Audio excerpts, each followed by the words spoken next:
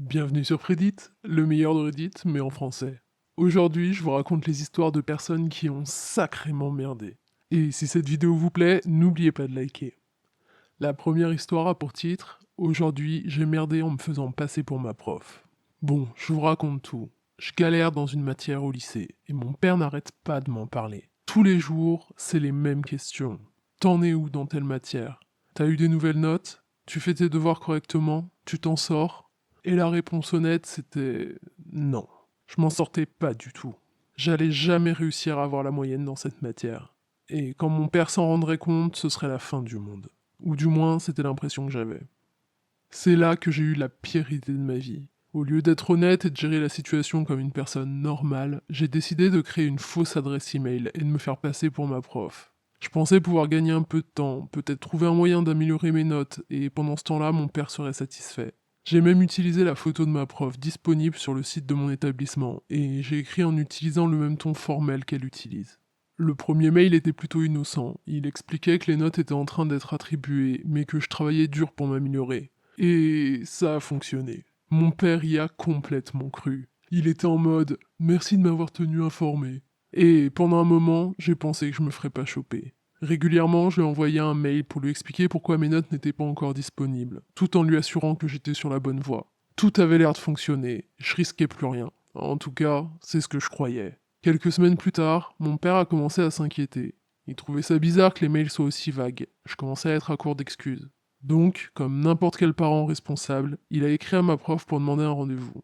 Ouais, c'est là que tout part en couille.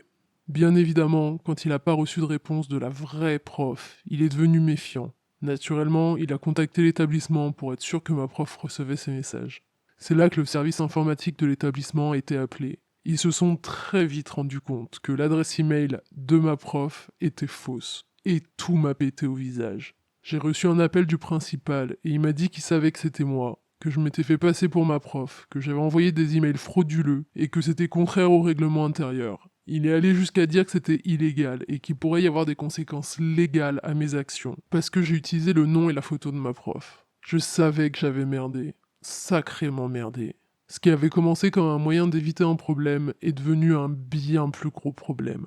Et maintenant, les conséquences semblent inévitables. Je pensais être malin avec mes manigances, mais ça m'a pété au visage. J'ai déçu mon père, j'ai empiré les choses pour moi, et j'ai la nausée à chaque fois que je pense à ma stupidité. Je pensais pouvoir éviter un problème, mais à la place, j'en ai créé un bien plus gros, et il risque de me poursuivre pendant des années.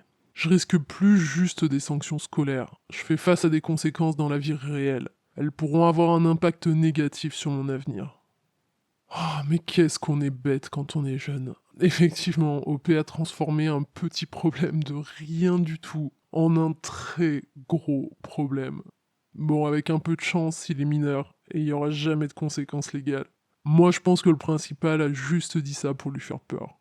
Mais c'est vraiment une très mauvaise idée de se faire passer pour quelqu'un d'autre sur Internet.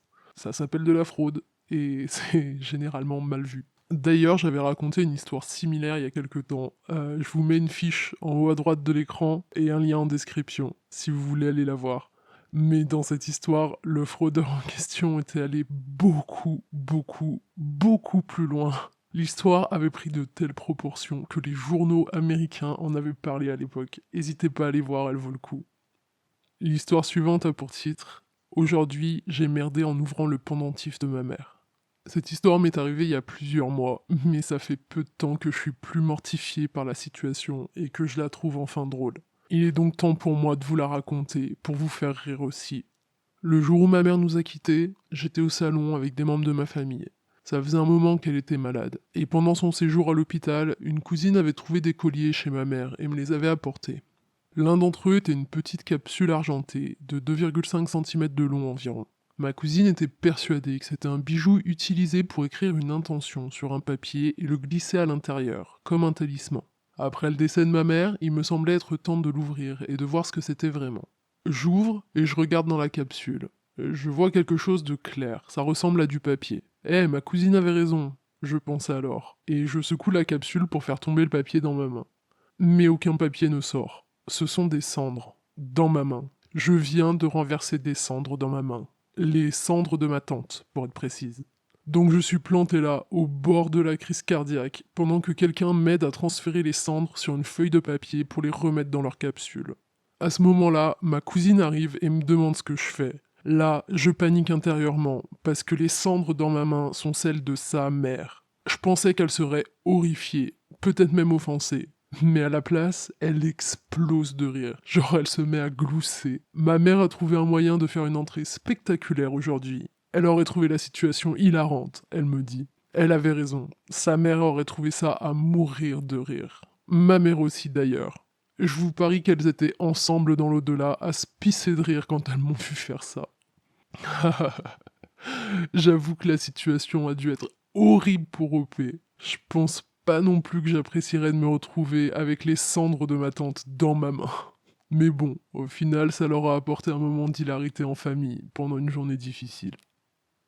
L'histoire suivante a pour titre Aujourd'hui, j'ai merdé en ne demandant pas le numéro d'une femme extraordinaire. Aujourd'hui, j'ai rencontré une femme au parc et on a commencé une conversation amicale qui n'a fait que continuer le plus naturellement du monde. On a parlé de plein de trucs, la nourriture, la culture, l'art, la nature, les langues et même Dieu. Elle venait juste de s'installer dans le coin, il y a environ une semaine, mais ça faisait déjà quelques années qu'elle vivait aux États-Unis. On a parlé de son pays d'origine et de son installation ici. On a parlé du fait qu'on a tous les deux été trompés par d'anciens partenaires. Du fait que ça nous a fait du mal, mais que d'une manière contre-intuitive, on est plus heureux maintenant, parce qu'on a été trompés. Peut-être qu'être trompé nous a poussés à quitter des relations qui n'étaient pas bonnes pour nous. À un moment dans la conversation, elle m'a demandé mon numéro, mais je lui ai dit que mon portable était mort parce qu'il était tombé à l'eau la semaine dernière pendant que je faisais du kayak. Donc elle m'a demandé mon Instagram. Je lui ai donné, mais comme un idiot, je suis retourné à la conversation et j'ai pas pensé à lui demander le sien. Ça va sûrement vous sembler stupide, parce que ça l'est, mais je passais un tellement bon moment en discutant avec elle que j'ai pas du tout pensé à comment la recontacter plus tard. J'étais trop absorbé par la conversation pour capter ses allusions.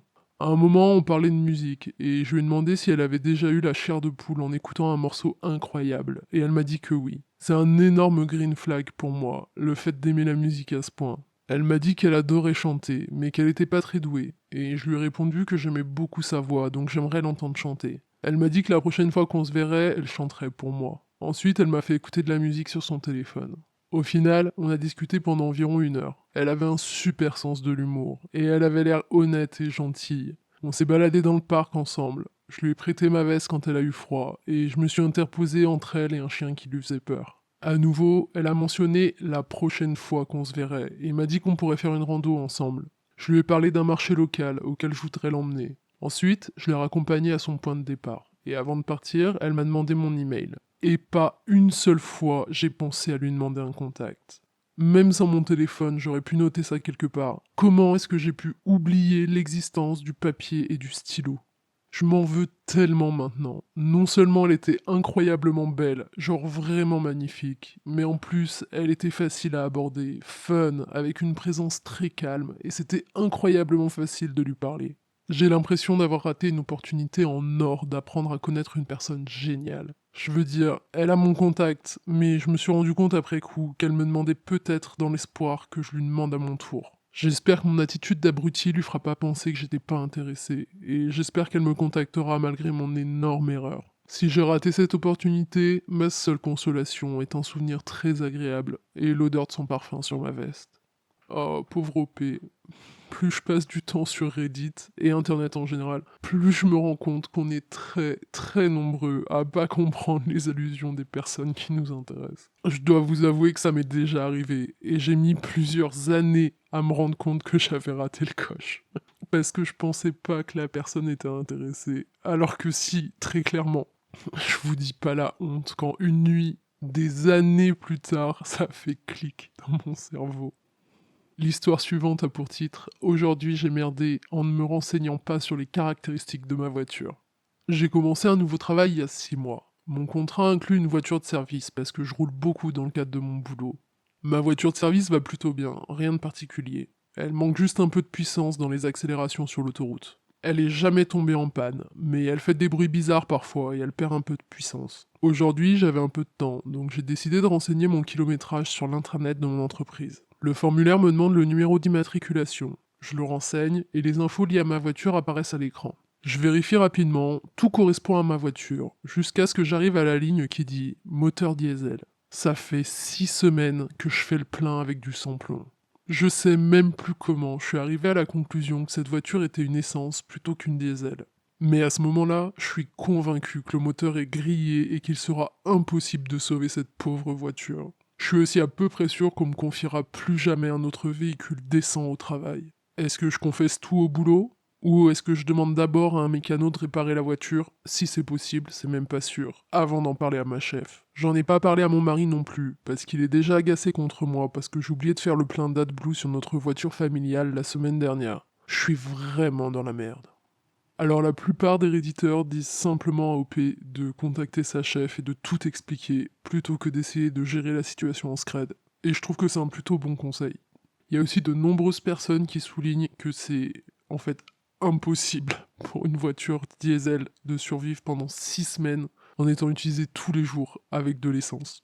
Donc gros mystère pour OP. Et on a une édite où elle nous dit: je suis pas aussi stupide d'habitude. C'est le résultat de quelques mois stressants, à jongler entre un nouveau travail où je suis en déplacement tous les jours, l'apprentissage d'un nouveau domaine que je connaissais pas du tout, la gestion d'un foyer et les soins à apporter à mon mari handicapé, un enfant adulte autiste et un enfant au primaire. J'accepte l'entière responsabilité de mon erreur. J'aurais dû vérifier avant, mais je suis vraiment débordé en ce moment. Depuis ma dernière publication, j'ai appelé ma chef pour lui expliquer la situation, et elle va contacter l'entreprise propriétaire du véhicule demain pour voir comment il faut procéder. Elle a même ri de la situation, et comprenait pas que je sois aussi stressée et inquiète à ce point. Elle m'a dit que c'était pas le pire qu'un employé ait fait subir à une voiture de service, et que l'entreprise ne punissait pas les employés pour des erreurs isolées de ce type. J'ai proposé de payer pour les réparations, mais elle a refusé. Heureusement, parce que je sais pas d'où j'aurais bien pu sortir cet argent. Je vais pas avoir de soucis avec mon entreprise et je vais pas me faire virer. Je vais sûrement pas avoir de voiture décente dans un futur proche, mais ma chef comprend et accepte que c'était honnêtement une erreur. Et on a une update assez géniale le lendemain. Plot twist complètement inattendu. Ma chef vient de m'appeler. C'est en fait un moteur essence. On dirait que l'info affichée sur l'intranet était fausse. J'ai échappé au pire. Ma voiture n'est pas une navette spatiale magique qui fonctionne quoi que je mette dans le réservoir. Et je ne suis pas un désastre au final. C'est un peu triste que j'ai eu plus de facilité à croire que ma voiture ne respectait pas les principes scientifiques qui font qu'elle n'aurait pas dû être capable de rouler à l'essence, plutôt que de comprendre immédiatement qu'il y avait une erreur dans les infos en ligne. Si j'étais du genre mesquine, j'utiliserais cette erreur de leur part pour obtenir un meilleur véhicule. Mais je veux pas non plus trop pousser le bouchon, donc je vais me contenter de ma voiture actuelle.